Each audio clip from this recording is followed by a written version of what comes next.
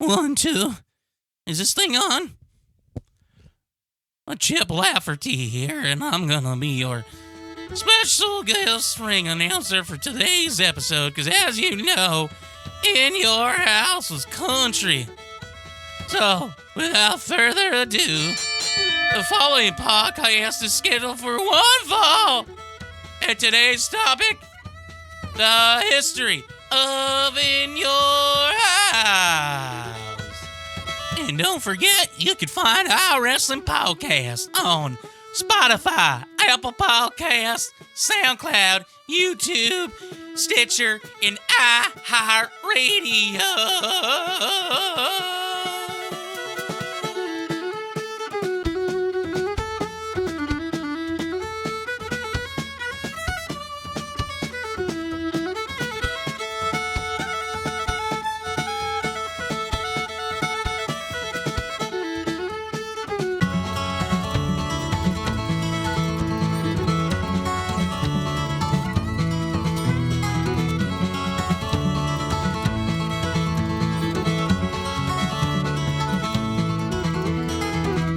Welcome to the O.W.P. This is our wrestling podcast. This is Dave along with Jess.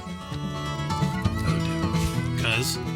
Sounds like you're holding back a laugh there, bud. And Craig. Hello. Bringing you our perspective on the world of professional wrestling. No inside sources, no ties to the industry, just stories from the diehards, sharing opinions with you. And now on to our topic today, the history of In Your House. Hit us up on Instagram at O.W.P. 2019. Click on Linktree. You can find us on several platforms, including Apple, Spotify, SoundCloud, YouTube, iHeartRadio, and Stitcher. Guys, why are we talking about In Your House?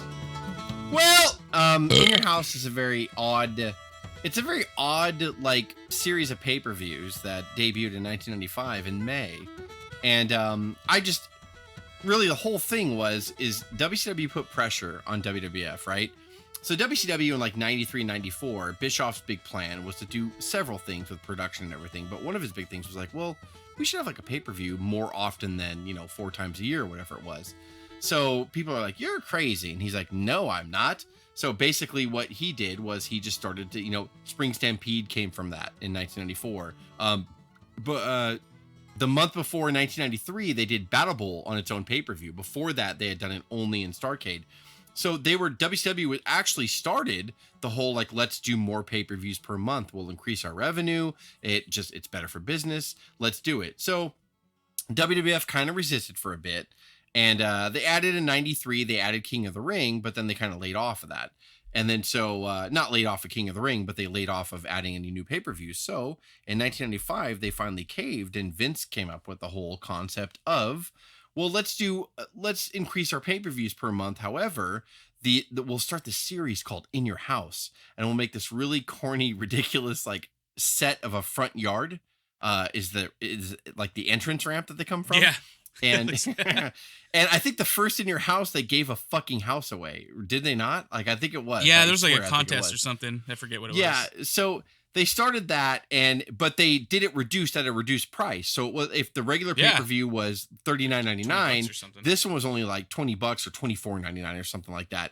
And it was only 2 hours long. So they debuted it. And let me just start off this whole episode with, I have a problem.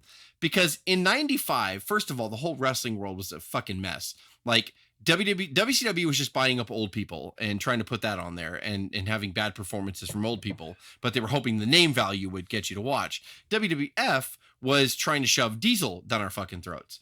But this little known fact that a lot of people don't know is is that even a word? Like subtly? Yes. So they tried to slip country into us.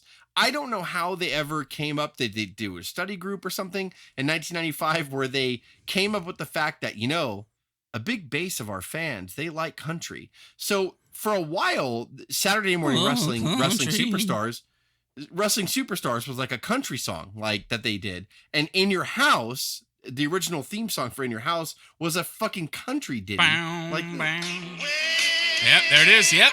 Yeah, I remember that. Yes. Which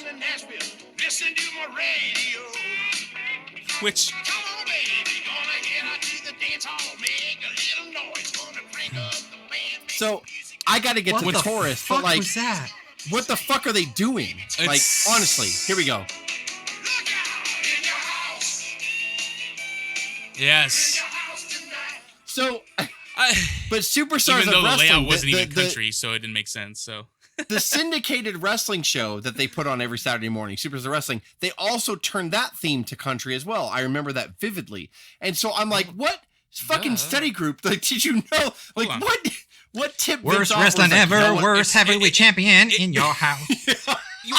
It's almost like I want to break away from the NWA and the fans that love that, but at the same time, in your house, we gotta reach to the country. I have an inkling that our core base is country fans. Like, yeah, no, exactly. Nobody told you that. Like, there's no. I was not a country fan. I still watched wrestling in '95 ignorantly because it was awful. But like, I was a wrestling fan, so I'm gonna still watch it. Somehow they thought the voice of my generation, was country. So they were like, yeah, like they infected me in '95 with this country shit. So the In Your House makes me laugh because the whole thing, that theme song I just played was fucking the theme for like the first 5 In Your Houses. And I'm like, who said I like country, for God's sakes? Like, stop it. Who signed That's off what you on like, it? pal? Like Vince That's what you had like, to listen pal? to that and then say like, Oh, it's Yes. good. I like it. What did they study? that was good I know. country shit, pal. I know who told him. It was Jeff Jarrett.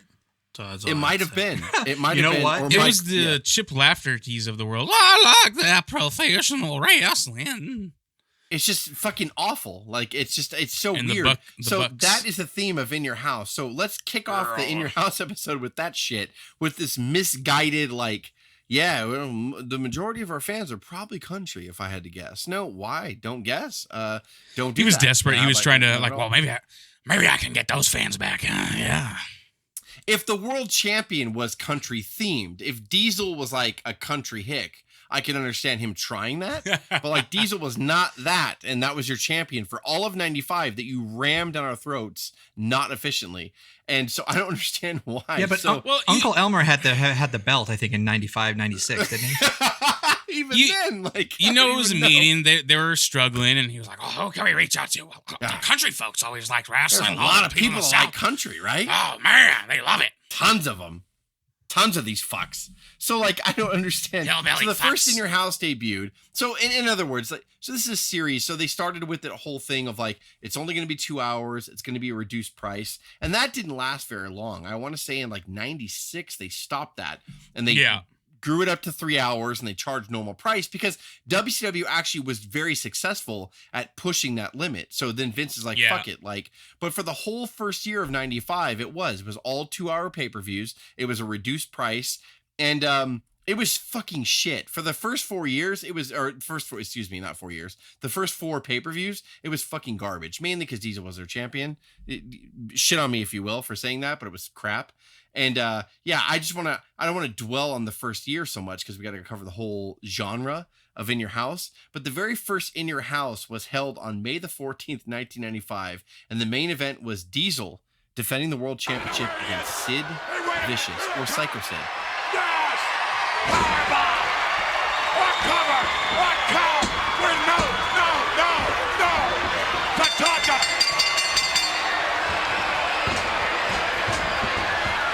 They're gonna try to finish him! Look at that! Look at this! Carnage! DiBiase and Tatanka interfering! And it was a shit match. I don't have to look at any ratings. It was a fucking garbage match. You loved And, it. And the only thing I will start off the good. I might have loved it, Dave, in a bad way. I love it. The first one actually was known for Brett versus Hakushi. So I will start off with the positive, is that fucking match was great.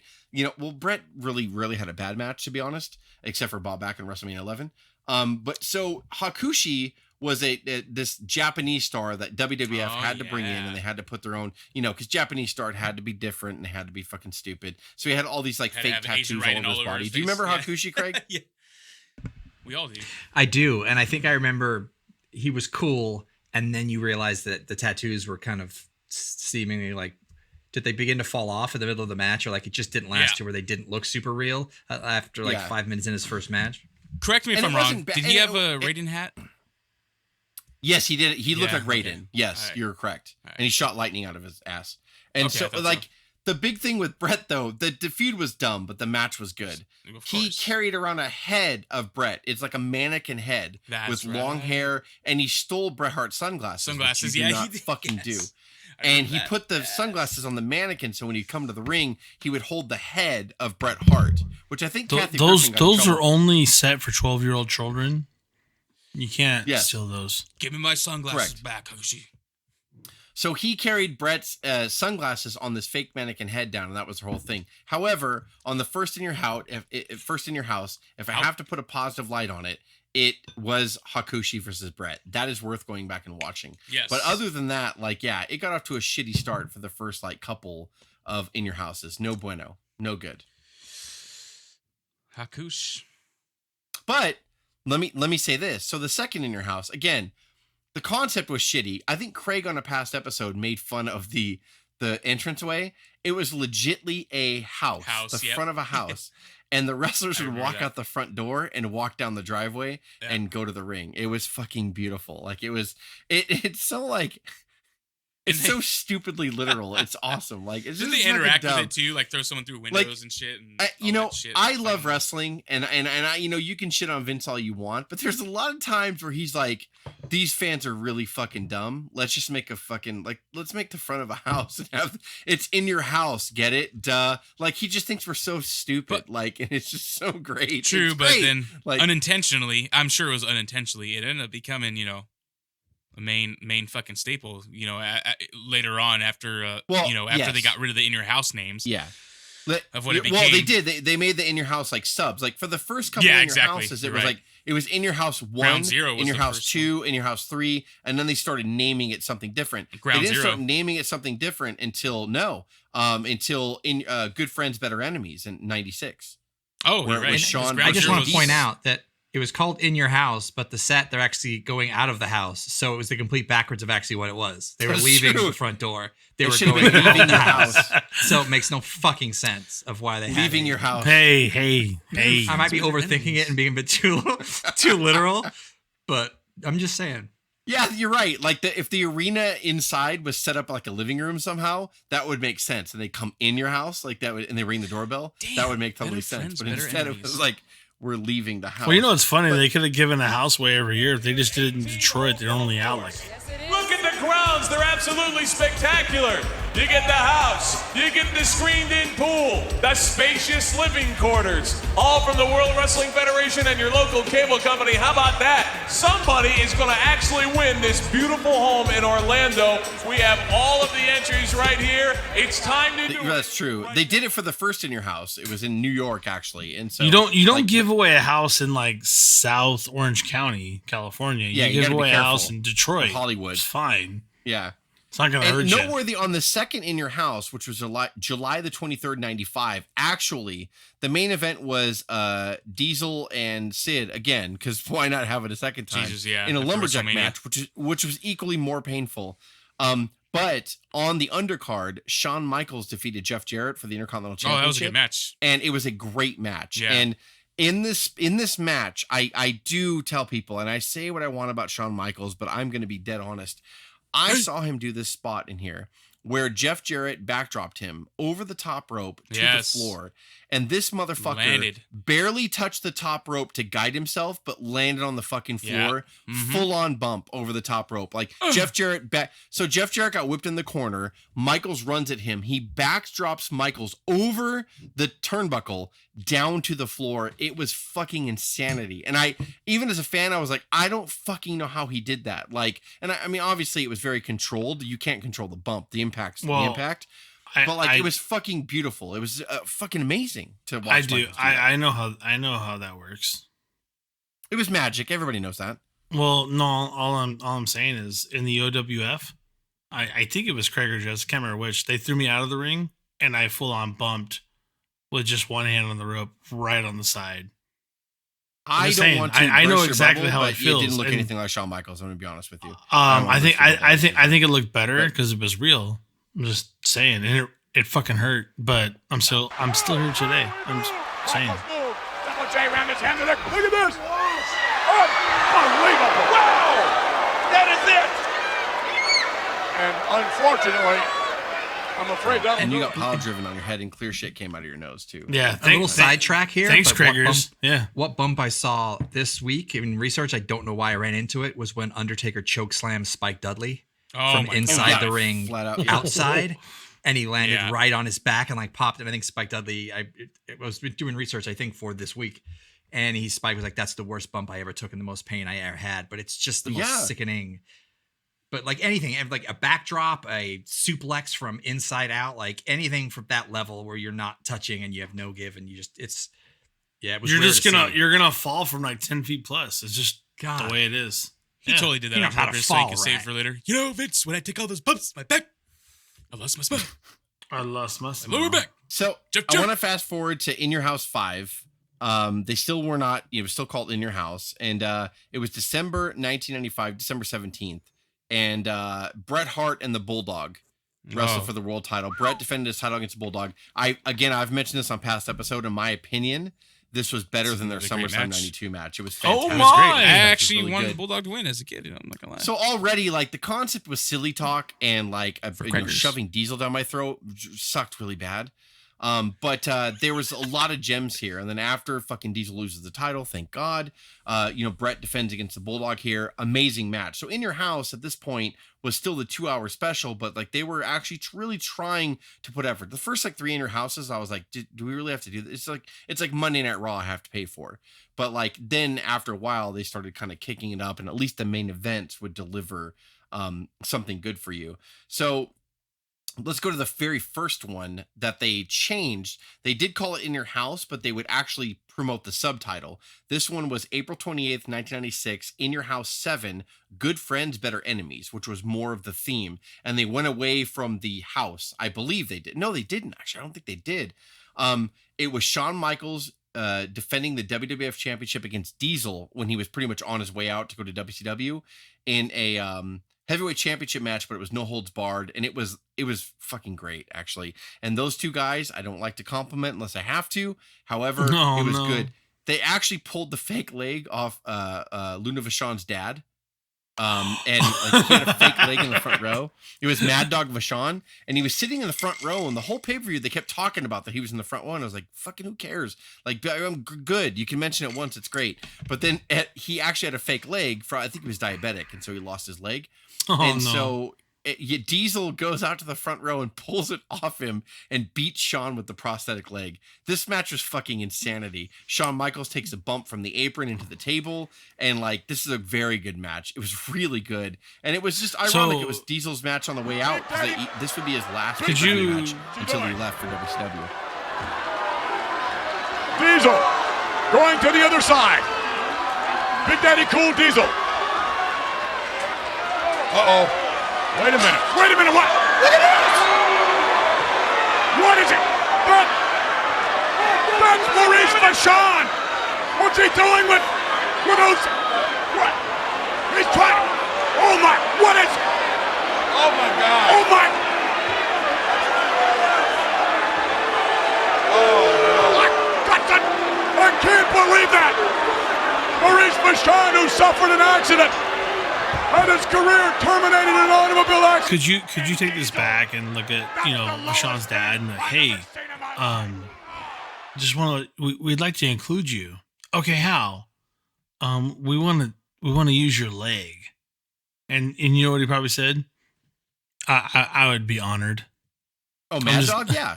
Yeah, I'd be honored if you just he was probably all about it. Use my fucking fake leg to be in your storyline. That'd be fucking awesome. I'm just awesome. Is that is the it sounds so stupid when you say it out loud, but that is the wrestling world at this moment. If it's okay with you, can we take your leg and beat the shit out of Shawn with it? Yeah. Fuck yeah. Let's go. I'm on TV, right? I'm just saying, like that. This. Hey, Mr. Vachon, big fan. We were thinking at one point, just hear You're us out. diabetic, right? Good. Did you lose anything? Have you lost anything yet? Is it true that you only have one leg? Because we have an idea. That's right. Yeah, I mean, unfortunately, I did. I didn't manage my blood sugar, and I lost my leg. Oh, Good. I'm sorry to hear that. well, at minute 15, we're gonna punch you in the face, and we're Zumbas because jeans aren't do gonna you work. want to come in here and ask him permission, Kevin? And you just had to come in humbly and be like, "Sir, great career. Can I pull your leg off and beat Sean with it, if you don't mind? About 10 minutes. I would be honored. That'd be fine. Do me a favor. You got to twist and pull, because if you just pull, it does have 2 screws on the side. You got to twist, pop it out. If you just pull, you're going to create so much more damage for me. If you twist, I'm good. So promise me you won't twist. I don't know why it's Southern. I know I'm giving everybody a Southern accent. It all comes down to a Southern accent, Jess. It all comes down to Tiger King. I'm the Tiger King. Right in the face. That's why they did the country fucking song for In Your House. Right. Yeah, that's right. He was trying to carry the theme on. Told you. It's their fault. Beat you over the head in your house. It's in your house. Diesel gonna grab the leg, punch you in the face. I'm not gonna be In your house. Backdrop over the top rope, done land on the floor. No. Riding in a Chevy truck, getting diabetes truck. I got nothing. Ask permission, pull my leg in your house. In your house, in there. God damn it. So yeah, after that, so it's a great match. Besides the leg pull, which is fantastic, actually. I mean, who thought of that shit? Like, yeah, I'm gonna beat this fucking leg. Somebody did. It's probably Vince. I can't even. Is that fucker really gonna be in the front row? Pull his fucking leg off. He loves it. Like, I'm crying. I can't even see right now. How do you even approach that subject? How do you even approach that subject? There's no way he did it. Like, just imagine, like, hey, I big fan. I heard. You got one. Yeah. Well, I heard that one of your big talents is leaving for WWE. You lost your leg, right? Yeah, and you're gonna have no. I mean, him volunteering it, like, it just. Hi, I'm going to be in the front row. I'm the dad of Luna. You know me. I'm Mad Dog Vachon. So, like, I know that you guys are having a hardcore match, and I just felt that it would kick it up a notch if you guys rip my fake leg off me and beat Sean with it. And Vince is like, see, that's more that's more plausible. You know what's even worse is Why? if Vince is the one that came up with the rib, says do it anyway. Mad Dog doesn't know, and then he's like, anyway, this is a celebration of you. And then Mad Dog does not know it's happening, and then he just gets his leg ripped off in the middle of the main event without even knowing at all that it's happening. And it's just one big rib on Mad Dog. It's gonna humiliate him, and I love when people don't know him and humiliate that. It's fucking great. It's great. It probably was. Look at him struggle. He's only got one leg. He can't get his balance. What is he going to do? Stand up? Hop, you dumb Nash. Look at him. Look at him scrambling around. That's amazing. But seriously, I hope his health we're all is good. we're all going to hell. That's fair enough. I've already accepted it. So after that, like, they did call it the In Your House pay-per-views, but they would actually hype the secondary name.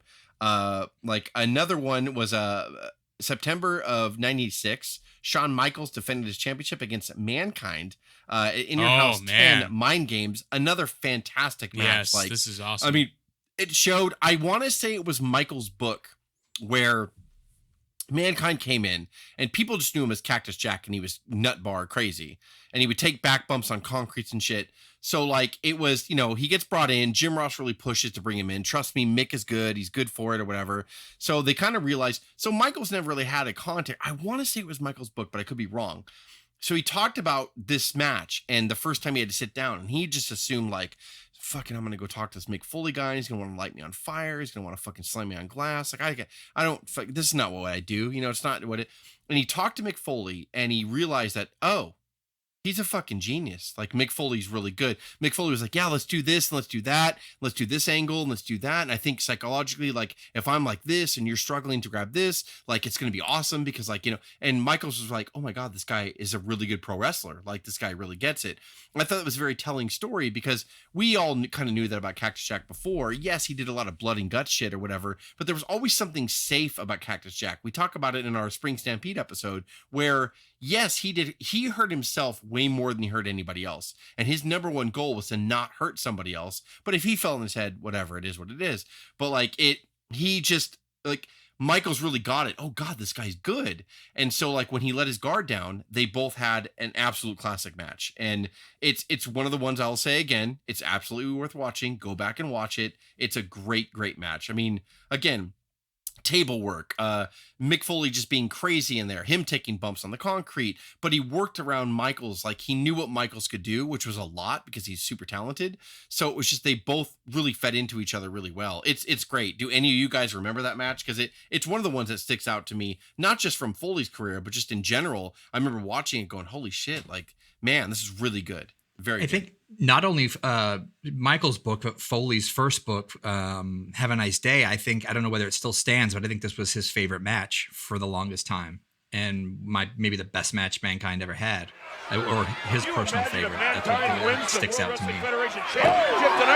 What's he going to do with the belt? I don't ever remember a WWF champion being in a match like this, ever. And that's a hell of a long time, ever. And there's no doubt that this is Mankind's type of a match. More so, I would suspect, than it has been Shawn Michaels, or we thought it was going to be Michaels, but Michaels has been competing much like we thought. It was, yeah, because before that, his longest favorite was versus Sting at Bash at the Beach 92. And they had like a hardcore match. And then he said that was his favorite match for a long time. And then when he had this match in 96, he actually called Sting and told him, I got to be honest with you, I love our match, but I found a new favorite. It was, and he said that Sting was happy for him. Yeah, he was bummed. Yeah, you heard it in his voice. He was like, "Oh, okay, really? Yeah. Oh man, like yeah, it was kind of like sad. That sounds like doesn't it sound like Sting though? Just being a man about it. But like, come on, I mean, this all goes back to God. We shit on Michaels all the time. We get so pissed about things that are possibly squandered. But this whole in your house moment just tells you Michaels is a beast, man. He's probably top, I don't want to say top 5, maybe top 7. I mean, you know, we shit on him all the time. We're so pissed about what Michaels did or didn't do. But then you hear about this and you see this match and you're like, man. Yeah, Jess, do you want to comment on that? Goddamn genius. Sure. Yeah, sure. Fuck you, Dave. So the next thing is In Your House. In Your House 16 was called Canadian Stampede. 16. July 6, 1997. I'm going to jump up. It was in Canada. And for those people who are like, what one was that one? It was the famous 8-man tag where the Hart Foundation took on Steve Austin, Ken Shamrock, Goldust, and LOD in an 8-man tag. And the whole thing about this one was this match was really good. But at the same time, no, it was a 10-man tag. I'm sorry. There was a fuckload of people in this match. It was the Hart Foundation at the time, which was Bret Hart, Jim the Anvil Neidhart, Owen Hart, the Bulldog, and Brian Pillman against Stone Cold, Ken Shamrock, Goldust, and both members of LOD. And this match was a very good match, but the crowd response, because they were in Canada. Oh my God. Right after the Bret heel run, where he was heel in the United States, but face everywhere else. The ovation for the Hart Foundation in this match, the match is great, but watch the entrances of the Hart Foundation. It is amazing. It's fantastic. July 6th, 1997. Shawn Michaels had fucking nothing to do with this. And it was awesome. Like, it was really, really awesome. Go back and watch this. I'm sure everyone here remembers that moment or saw it. That entrance was goddamn. They announced the Hart Foundation one member at a time, and it just got louder each fucking one, and then it culminated with Bret. It was fucking awesome. It was great. Well, you're in Canada, so give it a break. Well, yes, that is true, but at the same time, it was the whole. It was the whole Bret is heel in the U.S. and he's a face everywhere else. I get it. I'm just giving you shit because you gave me shit about Michaels earlier. But you're misguided. That's all I'm saying. You're misguided.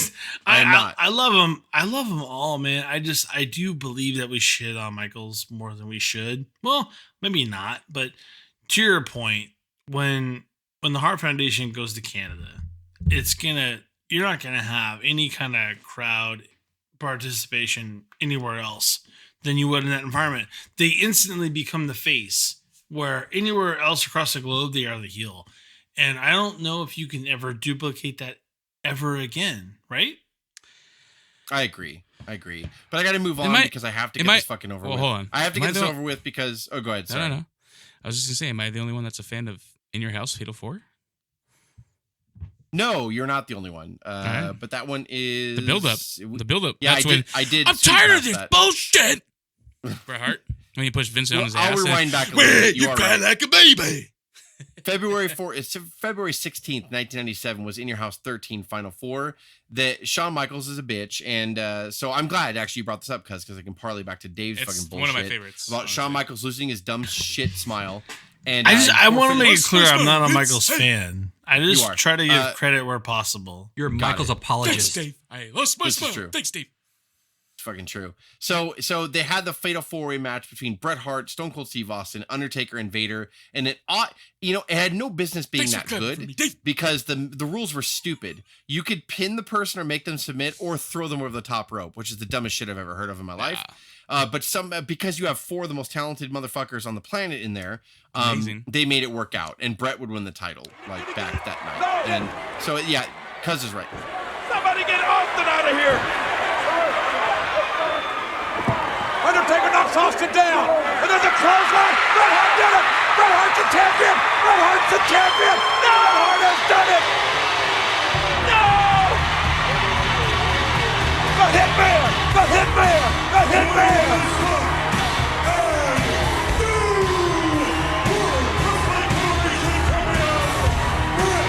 Wait, and so I loved all the chaos. This was a result or after. I do remember that Royal promo Rumble, with they're putting down the steel cage and Bret Hart kind of the first time this is McMahon's ever been bullshit shoved. when he pushed Vince. Yeah. Mm-hmm. And then Stone Cold on the Titantron, where all you do is cry like a baby, and like all that. And then Bret Hart's like, you know why your name is Stone Cold? Because your stones are so cold. And like it was horrible. It was kind of cringeworthy, the stuff they said. And then Stone Cold's like, oh yeah, and then but do you remember what Sid said? What Sid said coming down? Because there's a whole thing on the internet of Sid? Like Sid just fucking up. Fucking shit or something like that. So Bret said the phrase. You don't everybody know. in the, every wrestler in the back knows. Everyone out here knows that I'm the best there is, the best there was, the best there will be. Yeah. So Sid comes out and he says, he says, I don't know shit. So it's like, I get what he was saying, but like when you say it, you're like, you're fucking. Why would you say that? And he just stops. Yeah, he was obviously responding to Bret saying, "I don't know that to be a fact," but instead it just came out as, "I don't know shit." Like he walked down, and I was like, "Well, the man said it himself. He doesn't know shit." And this is actually the build-up. I forget which week it was, but this is actually it was so good. Fucking Sid is all dude. Great. You know what? Sid. So is my apologies. I love Sid for that. But hold on, there is a quote in one of the I forgot which week it was, but where Stone Cold tells Gorilla, "You call yourself a gorilla, but you're out here hee-hawing like a jackass." Yeah, Austin had all of his nuggets that he would insert here. Fucking great. So I'm gonna jump back up because I have to fucking get this out of the way, right? It's gonna fucking kill me. Yeah, Ground Zero. Boom. Ground Zero, In Your House, September the 7th, 1997, was the first match between Undertaker and Shawn Michaels. And it was really good. Very good. Shawn Michaels escaped with the skin of his teeth. So for the next one, October 5th, 1997, was Bad Blood In Your House. It was the very first ever Hell in a Cell match. Yeah. And who else? There's been a lot of Hell in a Cell matches since then or whatever, but I would say this is the best. Yeah, there's been a lot of good ones, but this match was fucking awesome. And for these two guys to get in there and kind of take this new concept to a different level, it's like they both knew what to do in it, right? Yep, exactly. It's a new structure they built. It was a Hell in the Cell. It was a massive cage that even covered the mats on the outside of the ring. So you can go on the outside of the ring and still be in the cage. And so they'd never worked in it before. And these two guys, Taker and Michaels, worked in it like they'd been in there all their lives. Like it was an instant classic from the start. The debut of Kane happened at the end of it. And Michaels came out on top, bleeding like crazy, like barely escaping by the skin of his teeth. It's an instant classic, not just for In Your House, but for any fucking wrestling match. For sure. The first ever Hell in the Cell took place at an In Your House. And it was fantastic. And both guys, they acted like they wrestled in a million, Hell in the Cells before, which this was the first. Oh my God! Wait a minute! It's Paul Bear! It's Paul Bear! And that's gotta be Kane! That's gotta be. And then after Kane debuted, It's like so cute. You think you know shit? I don't know shit. Sorry, Kane. That was supposed to be. Sid was drunk. So that I mean, we've already covered so many great matches of the In Your House legacy. As dumb as the concept originally started in '95 with an actual house, like they did pull away from it. I want to say the last house set was Canadian Stampede. Ground Zero, right. Ground Zero might have had it, but I want to say by the honestly. time they got to Bad Blood and stuff, they started going away from. Yeah, that. it wasn't there anymore. Yeah, so they started pulling away from the house set, but they still called it, In Your House, but that was the secondary title. The next one was DX, which was the first pay-per-view that ever was just the name of someone, like the name of a group or the name of someone. And then they started Breakdown? like the No Way Out, In Your House, No Houston, Way Out, Texas. Breakdown. Yeah, No Way Out came from In Your House. The first No Way Out was under the In Your House banner, but then No Way Out became its own pay-per-view after that, shortly after. Yeah. A couple years, I want to say. And Backlash as well. And then so we talked about this in a Unforgiven was another one. Yes, Unforgiven, that's another one. When we did it, Does It Hold Up? We did the Undertaker versus Angle versus Rock, and I actually said that was one of my favorite triple threat matches, and I didn't mention there was In Your House Breakdown, '98. It was Shamrock versus The Rock versus Mankind in a steel cage. I highly recommend people going back and watch that. Great match. That's another good one too. Because we talk about the triple threat matches, we said, oh, WWE didn't really do great. That triple threat match was amazing, and it was an In Your House pay-per-view. It was Breakdown, and it was fucking amazing. So go back and watch that. Yeah, and then they kept plowing on, and then they did another. In December 13th of '98, they did Rock Bottom, which obviously was of course, tribute to The Rock, and then the very last In Your House was February the 14th, 1999, which we will cover. St. Valentine's Day Massacre, where Vince McMahon took on Stone Cold Steve Austin in a steel cage, and we cover that whole pay-per-view. The Big Show debuted and all that. So, I mean, I want to open up the floor here. Yes. It's funny. Like I said, I really wanted to emphasize originally in '95 about how hokey it was with the country music and just the house set and all that stuff. Then it ended up kind of going to some of our fondest memories: Bad Blood, the first Hell in a Cell, Unforgiven. A lot of pay-per-views that would just kind of stem from that. No Way Out was a February staple for all pay-per-views going forward. And once they dropped In Your House, it was just called No Way Out. Unforgiven. Here's what I think. I mean, In Your House, we've all pretty much determined is a shitty concept. Yeah. Whoa, bud. Not really. The talent of what's going on at the realm In Your House, Austin's a big part of that. But what I'm saying is, like, when you have the amount of talent in the realm of In Your House, in a feat of desperation. This is Vince's mode of, I'm desperate. I have to do something different. And you have the people, the mainstay of the WWE roster and that talent going, well, we'll make this happen. And to Jess's point, you see all these people that are just like, wow, we're gonna make this work. We're gonna have some fucking amazing matches, things that, quite frankly, you wouldn't think to talk about because the topic is In Your House. But In Your House is a main staple of why WWE came over the top. Not because of In Your House in general, but because of the talent level, of what it happened, because of the storyline, what the talent did with that pay-per-view over several years. Does that make sense? That's my take. No, it does. And you had a lot of hard-working that's why I brought up Breakdown In Your House. Like, I know people probably don't really remember it that much, but like as a kid, and honestly, like I know, like I've mentioned before, Jess has showed me WrestleMania 4. That's my first memory as a kid of WrestleMania. That's the first WrestleMania I've ever seen. But In Your House, man, like as a kid growing up, I remember shit like In Your House. I remember all the matches. Not all the matches, but I remember moments in matches, and that's why I bring up In Your House Breakdown, Shamrock versus Rock versus Mankind. I remember Mankind versus HBK. I remember Shawn Michaels versus Jeff Jarrett. I remember Undertaker versus Shawn Michaels. A lot of great moments, actually, and honestly, we can literally do a In Your House Greatest Moments episode, honestly. And that became a main staple, and obviously that became the all the B pay-per-views that we call nowadays B pay-per-views. There's been a lot of great moments, a lot of great matches. Kane debut, the Hell in a Cell is in its own it's a fucking moment. So yeah, In Your House is it's underrated if you ask me. In Your House, the concept and everything is underrated, even though Vince, his whole country, haha, that shit was dumb. But as far as the moments and matches, is underrated actually. So great. And I'm glad, like we said, ECW. Like when we did the history of ECW, I'm glad that opened it up because now we can do more ECW themed pay-per-views. We can do more In Your House pay-per-views, and I love it. We can do more In Your House episodes, I should say, and that's what I love about it. Great memories, great matches, everything. Yeah, I remember I was pretty quick to dismiss In Your House. In my mind, for some reason, I have just an image of like Hunter Hearst Helmsley and Henry O'Godwin in like the slot match, and for some reason that's my memory of all In Your Houses.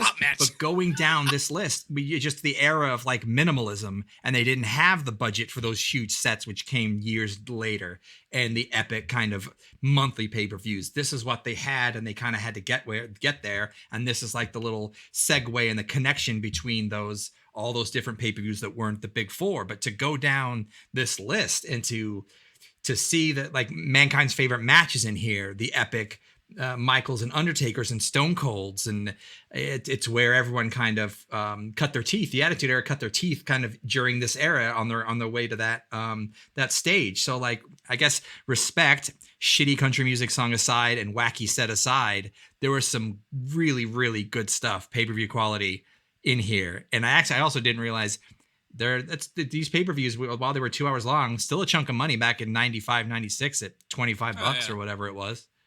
Yeah. 14 to 20. Yeah, no, I just, it's funny because Cuz wanted to do this, like, and he brought it up a couple months ago, and he's like, I just want to do an In Your House thing. And I did the same thing. I was like, fuck, I'll push that off a little bit. But then, like, I started thinking about it.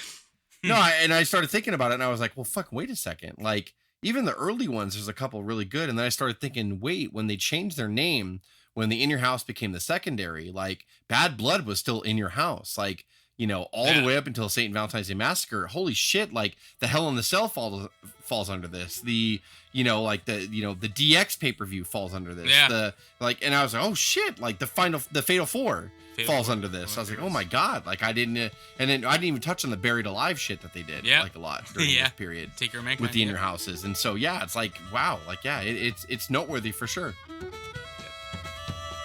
As always, as Dave would say. Nice. Take it away, Cuz.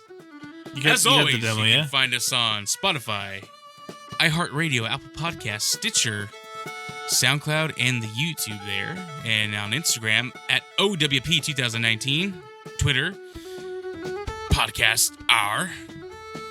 Dave, you want to take it away? Not really. I don't know shit! Oh, sorry, _podcast R at Twitter. Oh, God. Go ahead, Dave. Take it away. Hit us up on Instagram at O.W.P 2019. You can click on Linktree. You can find all those platforms that Cuz did such a great job telling us where to go to. Apple, Spotify, SoundCloud, YouTube, iHeartRadio, and Stitcher. This is Dave, Jess, Cuz, and Craig on the O.W.P signing off. Have a good one. Peace, my